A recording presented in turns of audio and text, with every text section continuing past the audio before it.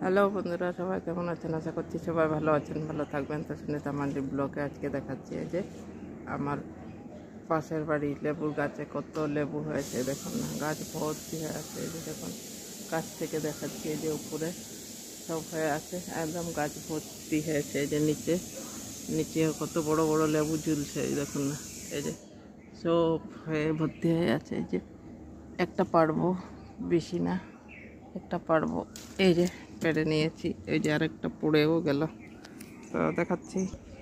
এই দেখুন কতগুলো হয়েছে, একদম ভর্তি ভর্তি সব জায়গায়।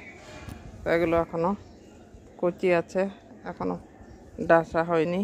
এই একটা পেকেছি, পেড়েছি, একটু হলুদ হয়েছে হালকা। তো বন্ধুরা, কেমন হয়েছে অবশ্যই কমেন্ট করবেন, ভালো লাগলে একটা লাইক করবেন, চ্যানেলে নতুন হলে সাবস্ক্রাইব করবেন। তো আজকের জন্য এটুকুনই, সবাই ভালো থাকবেন।